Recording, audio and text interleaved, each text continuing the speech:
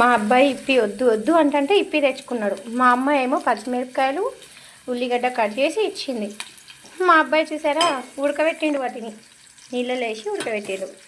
ఎట్లా చేయాలో నాకు కూడా తెలియదు, ఏదో అలా ట్రై చేస్తున్నా. చూడండి,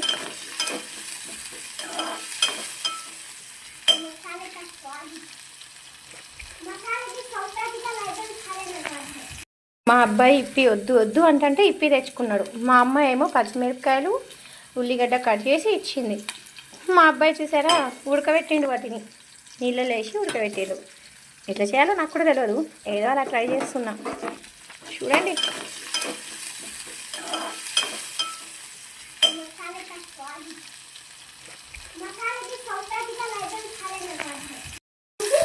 సాల్ట్ వేస్తున్నా లైట్గా, చిటికెడు, బాగా వేయకూడదు, ఉప్పిసి ఉంటుంది.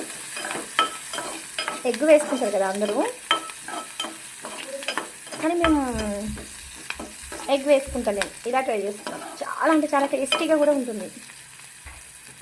ఆయిల్ కొంచెం మంచిగా వేసుకొని ఇలా చేసుకుంటే నాకు చాలా ఇష్టం. పచ్చిమిరపకాయలు కాకపోతే లేతవి వేయాలి, లేతవి వేస్తే ఇప్పి మసాలాలో కొన్ని తినడానికి బీన్స్ ఇంత తగులుతాయి, మంచిగా అనిపిస్తాయి అవి.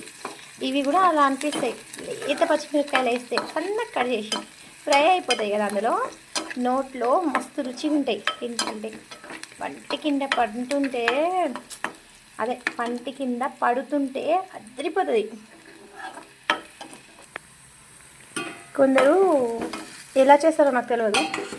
ఈ ఇప్పిలో ఏం చేస్తారంటే, ఎలా చెప్పాలి,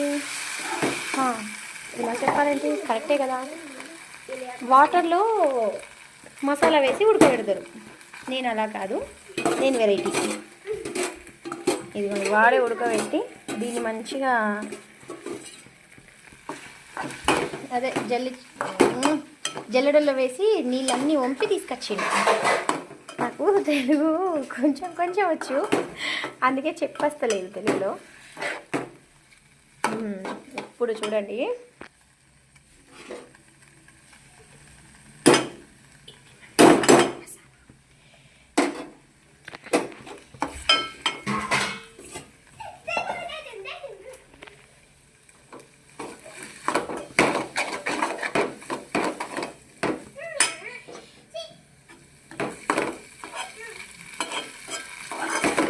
ఇప్పుడు ఇందులో ఉల్లిగడ్డలు ఇవన్నీ మస్తు తగులుతుంటాయండి.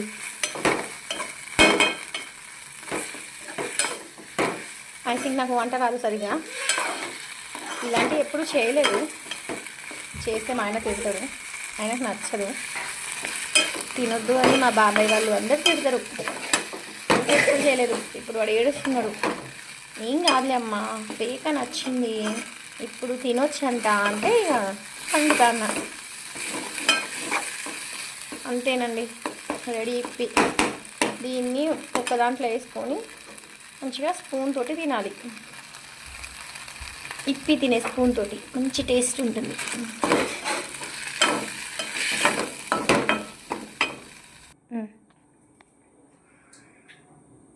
సూపర్గా చేసావమ్మా, చాలా టేస్టీగా ఉంది.